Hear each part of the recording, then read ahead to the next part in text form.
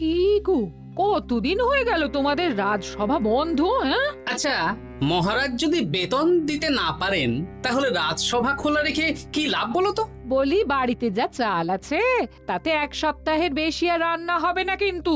হ্যাঁ, সেই জন্যই তো হিসেব করছি। বাড়িতে অপ্রয়োজনীয় যা যা জিনিসপত্র আছে সেসব বেচে দেব। আর বেচার মতো কিছুই নেই গো। দেখো, তুমি সব সময় আমার পরেই খাও, তাই আমাদের একটা করে থালা বাটি বেচে দিলে তো কোনো সমস্যা নেই গিন্নি। এই তোমার মাথা না কাজ করছে না। যাও বাইরে ঘুরে এসো, পারলে বাজার থেকে ধার করে হলেও একটু চাল নিয়ে এসো। দেখি যদি কোনো সহৃদয় ব্যক্তি চাল দেয়।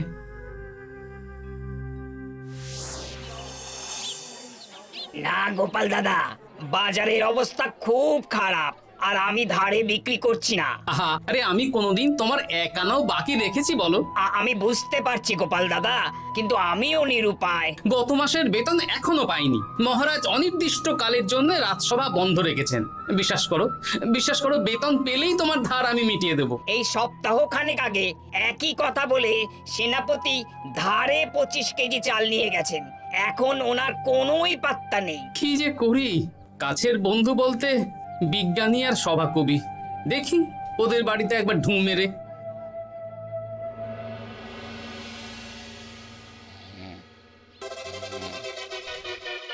কৃষ্ণনগর কৃষ্ণনগর কৃষ্ণনগর শূন্য।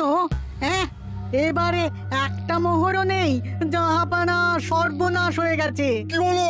পালে বাঘ পড়েছে নাকি? এই ঘুমের 12টা বাজিয়ে দিলে। জাহাপানা, এবারে কৃষ্ণনগর থেকে একটা মোহরও খাজনা আসেনি। হ্যাঁ, বলো কি? 1 মাস আগে বাৎসরিক খাজনা দেওয়ার শেষ দিন ছিল, কিন্তু এখনো একটা মোহরও খাজনা আসেনি।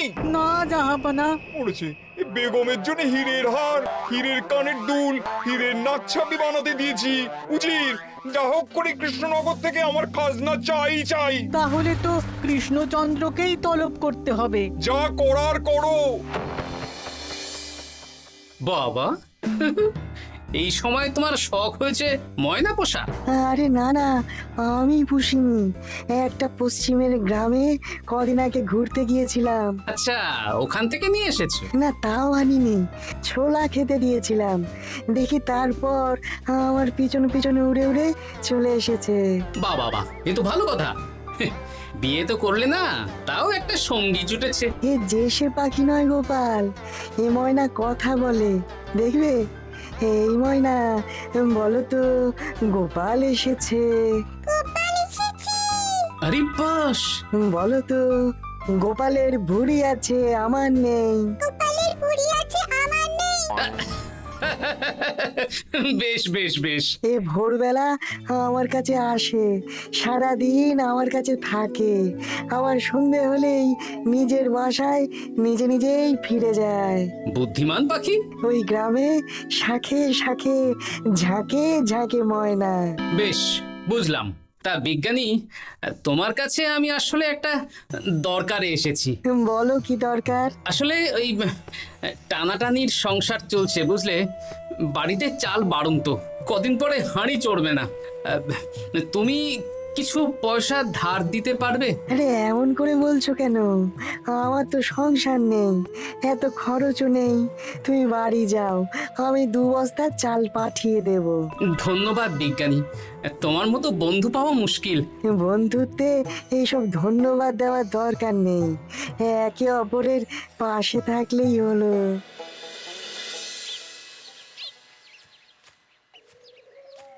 এ কি গো, খালি হাতে ঢুকছো যে? বিজ্ঞানী আমাদের 2 বস্তা চাল পাঠাবে, তাই কিছুটা হলেও চিন্তা কমলো, বুঝলে। ওমা, এই তো সারা বাজার ঘুরে তো ধারে চাল পেলাম না, অগত্যা বিজ্ঞানীর বাড়ি গেলাম। উনি সত্যি তোমার বন্ধু? হ্যাঁ, হ্যাঁ গিন্নি, জানি না কতদিন আমাদের রাজসভার সমস্যাটা চলবে। দেখি অন্য কোনো কাজে লাগতে হবে, বুঝলে। এই দেখো দেখো, যা করার তাড়াতাড়ি করো, এভাবে তো আর চলতে পারে না গো। কি নবাব বাহাদুর আমাকে ডাকছেন? হ্যাঁ, জাহাপনা আপনার উপরে রেগে আছেন। অতি সত্বর আপনাকে দেখা করতে বলেছেন। এবারে চাষাবাদের মন্দার কারণে রাজস্ব আদায় তেমন ভালো হয়নি, তাই খাজনা পাঠাতে পারিনি। আর কিছুদিন অপেক্ষা করতে বলুন, আমি ঠিক খাজনা পাঠিয়ে দেব। এখন আর খাজনা নিয়ে কথা বলবেন কিনা জানি না। আপনাকে নবাব এই আদেশ পাঠিয়েছেন, আপনি 2 দিনের মধ্যে নবাব বাহাদুরের সাথে দেখা করবেন। আচ্ছা ঠিক আছে।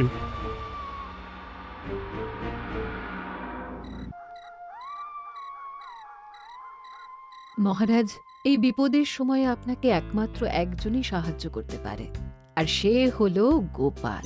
আমি কোন মুখে গোপালকে ডাকবো বলো তো রানী? দীর্ঘদিন ওদের বেতন দিতে পারছি না। গোপাল এরকম স্বার্থপর মানুষই নয় যে নিজের কাজের সময় কাজী আর কাজ ফুরলে বাজি হয়ে যাবে। আপনি একবার বলেই দেখুন না। বেশ, তাহলে আগামীকাল সকালেই গোপালকে ডেকে পাঠাচ্ছি।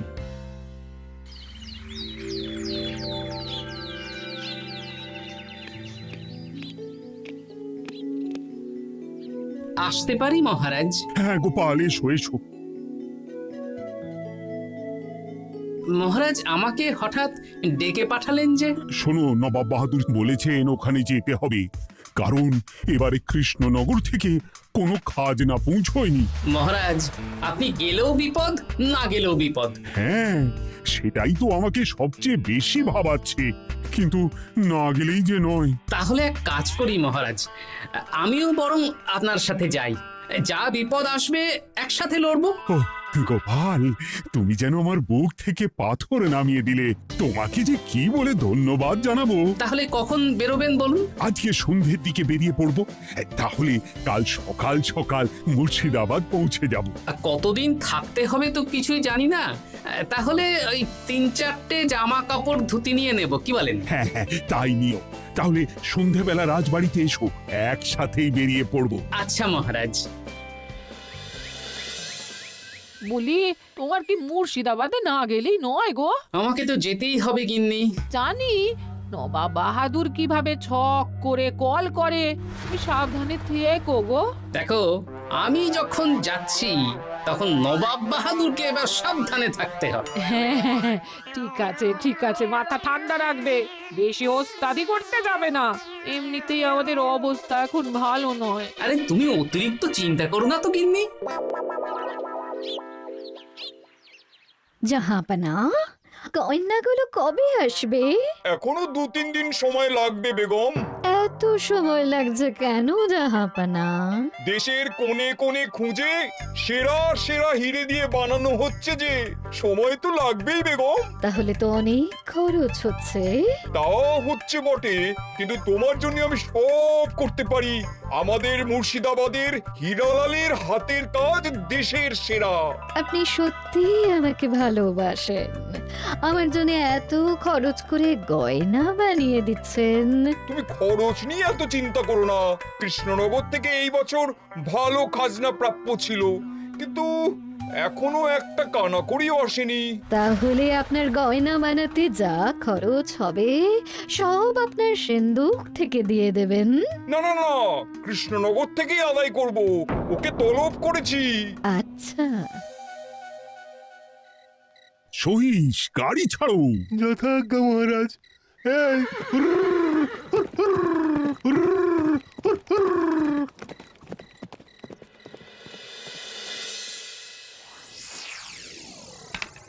এত রাতে আবার কে এলো রে বাবা? খুলছে খুলছে।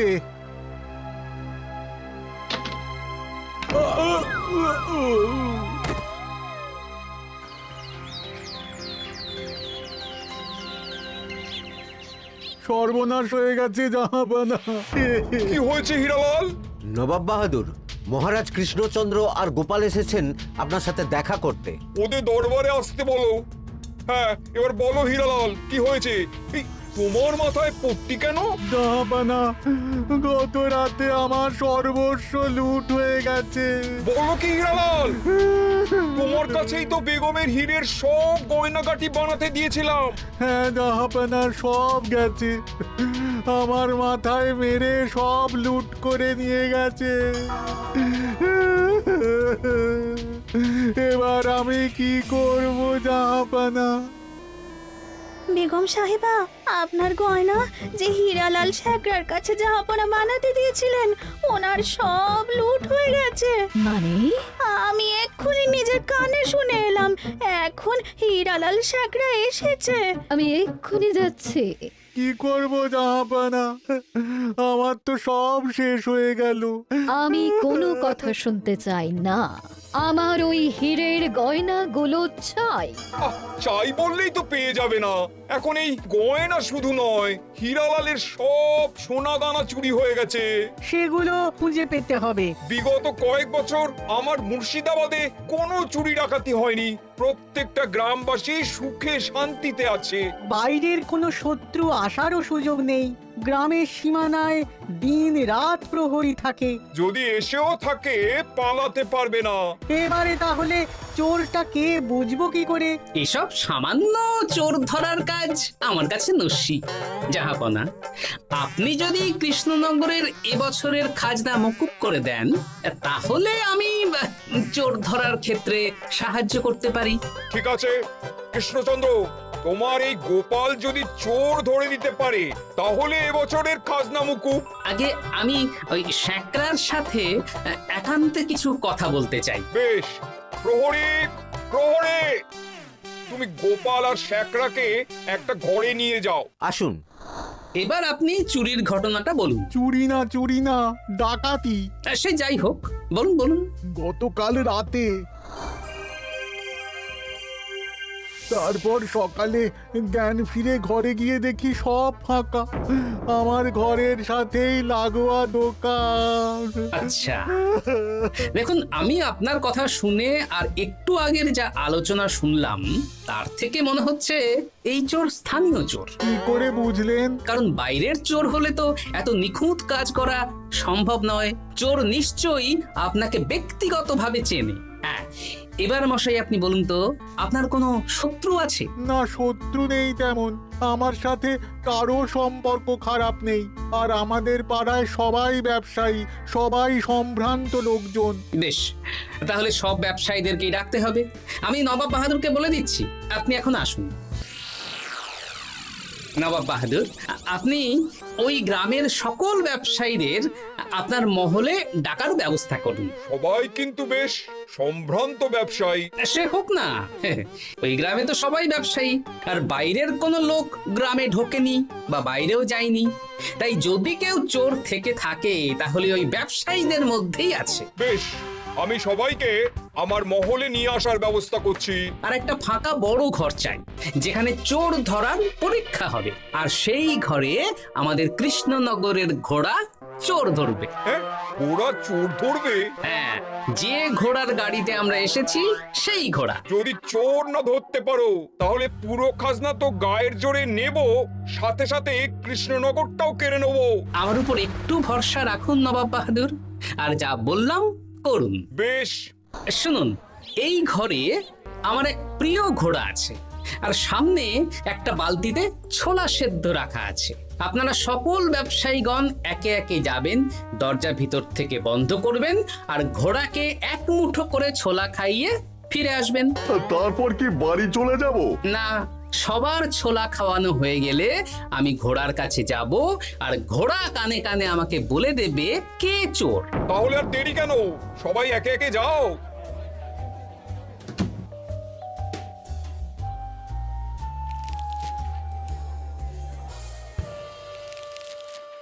কি করি যদি ঘোড়া সত্যি সত্যি বুঝে যায়?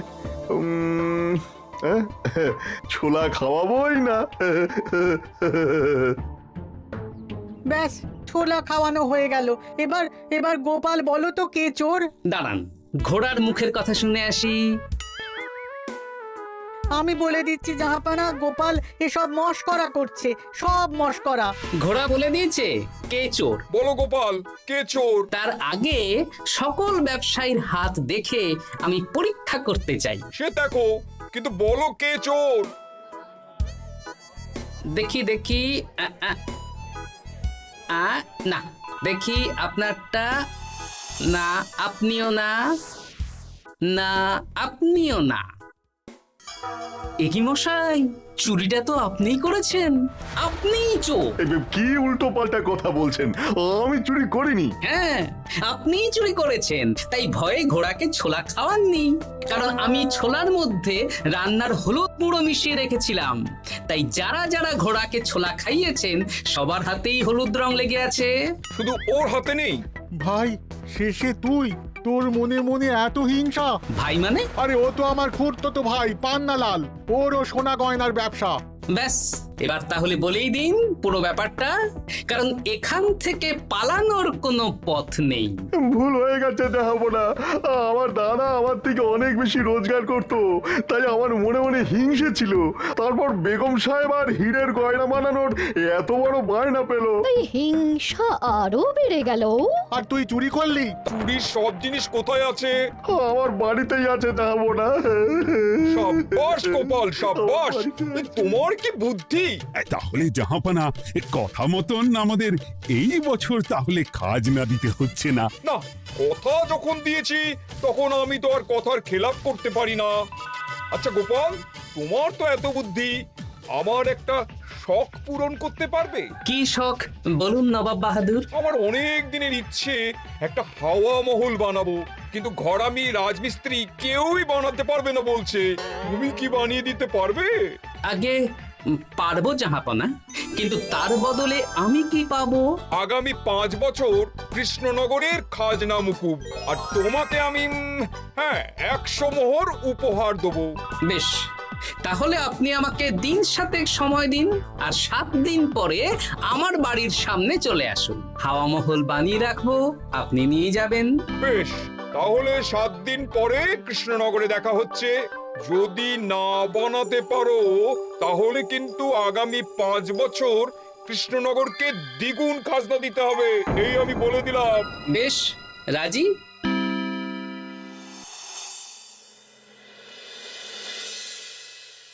বেশ তো বড় মুখ করে বলে দিলে হাওয়া মহল বানাবে। রাজি রাজি। এবার যদি না বানাতে পারো, সব তো উল্টে যাবে। আপনি চিন্তা করবেন না মহারাজ, নবাব বাহাদুর আমাকে প্যাঁচে ফেলতে চেয়েছেন, তাই আমিও ওনাকে ঘোর প্যাঁচ দেব।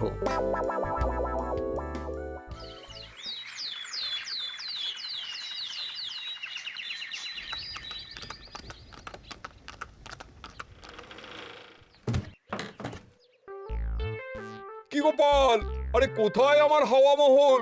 7 দিন হয়ে গেছে তো, তাই মহল দেখতে চলে এলাম। কাজ একদম শেষ পর্যায়ে, চলুন পশ্চিমের মাঠে চলুন। গিন্নি, তুমি মহারাজকে খবর দাও আর বলো পশ্চিমের মাঠে চলে আসতে। আরে তাড়াতাড়ি কর, তাড়াতাড়ি কর। ওই দেখুন, আপনার হাওয়া মহল তৈরি হয়ে গেছে। কই? ওপরে দেখুন। ওরে, নবাবের হাওয়া মহল বলে কথা, ইট কথা হয়ে গেছে। এবার রং কর, রং কর। হাওয়া মহল রং করছি তো, এত তাড়া দিস না। আরে তাড়াতাড়ি কর, তাড়াতাড়ি কর। আরে এসব আবার কি? ময়না পাখি হাওয়া মহল তৈরি করছে? হ্যাঁ, হাওয়া মহল তো, তাই হাওয়াতেই তৈরি হচ্ছে। হাওয়া তো আর চোখে দেখা যায় না, আমি তৈরি করিয়ে দিয়েছি। এবার জাহাপানা আপনি নিয়ে যান। হয়ে গেল, এবারেও গোপাল দাও মেরে দিল। মানে আমি কি করে? সে তো জানি না জাহাপনা, আপনি বলেছিলেন হাওয়া মহল বানিয়ে দিতে হবে, আর আমি আপনার আবদার পূরণ করেছি। এখন আগামী 5 বছর আমরা খাজনা মুক্ত। সাব্বাস গোপাল। ওরে, রংটা ভালো করে কর, ভালো করে কর। নবাবের হাওয়া মহল। গোপাল, তুমি সত্যিই বুদ্ধিমান, তোমার বুদ্ধির জবাব নেই। শোনো, আগামী 5 বছর কৃষ্ণনগরের খাজনা মুকুব, আর এই নাও তোমার 100 মোহর উপহার। এবার বলো তুমি এই অসম্ভবকে সম্ভব করলে কি করে? আমি বুঝতেই পেরেছিলাম আপনার মুর্শিদাবাদের চোর ধরার পরে আপনি আমাকে যখন হাওয়া মহল বানাতে বললেন তখন নিশ্চয়ই কোনো উদ্দেশ্য আছে, কারণ আপনি তো মন থেকে চাননি যে খাজনা না দিয়ে আমরা মুক্তি পাই। তাই গোপাল এই চালটা চাললো। যদিও আমি গোপালকে একটু সাহায্য করেছি। কিরকম সাহায্য? কদিন আগে আমি বিজ্ঞানীর ঘরে গিয়ে দেখি একটা ময়না হুবহু মানুষের মতন কথা বলছে, আর বিজ্ঞানী বলল এরকম অনেক ময়না পাখি আছে। ব্যাস এই এক সপ্তাহ ধরে আমি ময়নাগুলোকে বিভিন্ন বুলি শেখালাম, আর ওরা সেগুলোই বলে চলেছে। নয় হ্যাঁ। ওরে রংটা ভালো করে কর, ভালো করে কর, নবাবের হাওয়া মহল। মহারাজ 100 মোহর আপনি রাখুন। আমাদের সব সভাসদদের এই মোহর থেকেই আপাতত বেতন দিয়ে রাজসভা শুরু করুন। ধন্যবাদ গোপাল, তোমাকে আমার সভাসদ পেয়ে আমরা সবাই ধন্য। আর বিজ্ঞানীকেও।